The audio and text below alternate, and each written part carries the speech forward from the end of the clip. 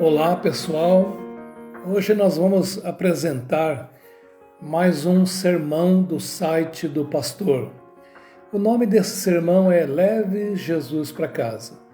É um dos sermões mais antigos do site e tem sido usado por muitas pessoas com bastante facilidade de explanação e com resultados bem interessantes. Eu te convido a conhecer, Basta entrar lá no site do pastor.com.br e procurar lá, Leve Jesus para Casa, lá na parte de pesquisa, e você já vai encontrar esta mensagem lá colocada desde 2014. Esta mensagem ela está baseada num trecho histórico de Mateus 8, do verso 14 ao verso 17. Que diz, leve Jesus para casa. Como é que aconteceu isso? Bom, era um dia comum, Era um dia comum, era um sábado, e Jesus e os apóstolos e Pedro tinham ido até a sinagoga para cultuar o Senhor, E de uma forma muito informal, assim, do jeito que eu percebo no texto, Uma forma muito informal, o Pedro, depois lá da reunião na sinagoga, Pedro deve ter dito alguma coisa assim para Jesus: Ô Jesus, vamos lá em casa, vamos almoçar lá em casa com a gente, E eu digo que é informal porque a sogra de Pedro estava doente e ele não sabia, Foi uma surpresa para todo mundo saber que ela estava doente. Hoje em dia, uma febre já não é mais assim tão preocupante, ainda preocupa bastante, mas não é tão preocupante quanto antigamente, E daí o Pedro, então, ele levou Jesus para casa, mas não sabia que a sua sogra estava doente, Quando chegaram lá na sua casa, então Jesus, diz a palavra de Deus, que Jesus pegou na mão da sogra do Pedro e disse, mandou ela se levantar, e ela se levantou e já foi ali preparar o almoço para eles, No fim da tarde, os vizinhos ficaram sabendo desse milagre, ficaram sabendo que Jesus estava ali naquela casa e foram lá, Levaram lá os seus doentes, levaram lá os seus endemoniados, e diz a palavra, diz o texto histórico de Mateus 8, que Jesus curou todo mundo naquele dia. Foi um dia de muita cura, de muito milagre, E o texto encerra dizendo que tudo isso aconteceu para que se cumprisse as profecias, Então, assim, dá para resumir este sermão assim em três tópicos, ou três subtópicos,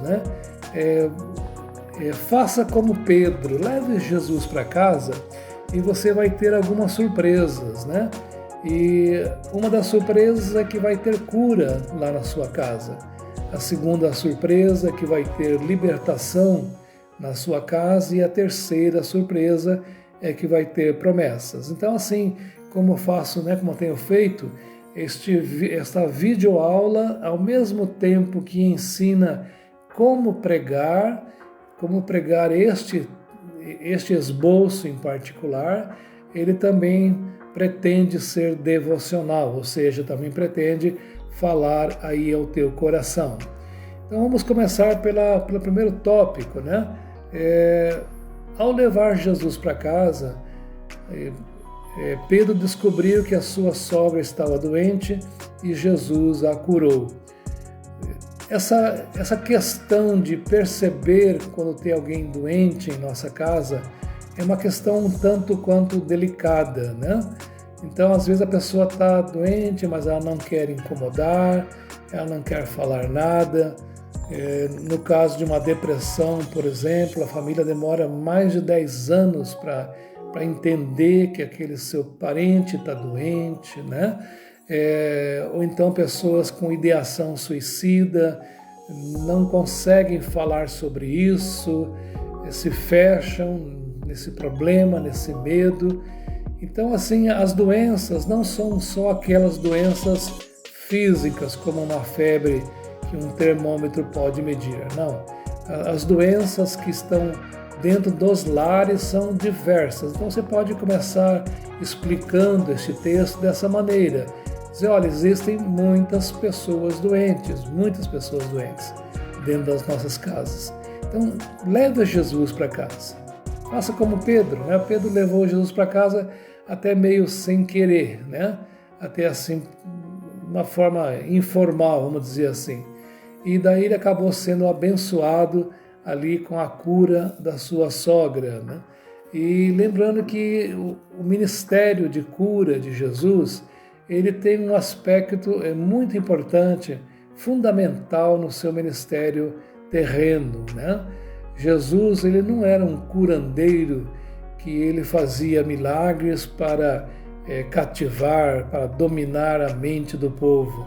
Não, Jesus, ele fazia milagres porque ele de fato se condoía com o sofrimento humano. Jesus, ele quando via alguém sofrendo, ele permitia que dele saísse virtude para salvar, para curar. Ele era movido de compaixão. Ele não era movido por fama, ao contrário. Para muitas pessoas que ele abençoou com cura, ele dizia, vá em paz, mas não conte nada para ninguém. Ele até evitava esse tipo de propaganda. Então, assim, as curas que Deus ele faz em nossa casa, elas são curas que visam, que expressam o amor de Deus pela nossa família. Então você pode começar o teu sermão explicando isso aí, né? Daí o texto fala que no fim da tarde trouxeram lá para a casa de Pedro os vizinhos, né? Trouxeram várias pessoas endemoniadas, né? E Jesus salvou, curou e libertou todas elas.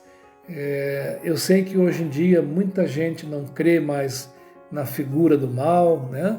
Seja o nome que você queira dar, mas o fato é que o mal existe, né? E ele perturba pessoas, né? Ele leva as pessoas a fazerem coisas muitas vezes loucas, insanas, né? Não naquele sentido do louco de um hospício, mas, por exemplo, uma pessoa pega um carro e sai aí, o termo que se usa é sai aí deslocadamente, né? Provocando acidente, ou então alguém tem uma confusão qualquer aí fora de casa e perde o juízo. São expressões que a gente usa no dia a dia sem se dar conta de que existe uma ação do mal sobre as pessoas, seja esta ação feita por um espírito maligno, por um demônio, ou seja, esta ação de um doutrinamento do mal dentro da pessoa, né?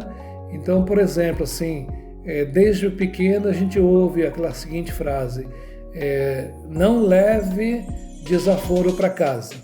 Então a pessoa está com aquela mentalidade de responder violência com violência e ela, numa hora de conflito, ela acaba cativa dessa crença de que é vergonhoso ser insultado e deixar por isso mesmo, né? Quando o bom senso nos diz que os tempos atuais já não são mais como antigamente.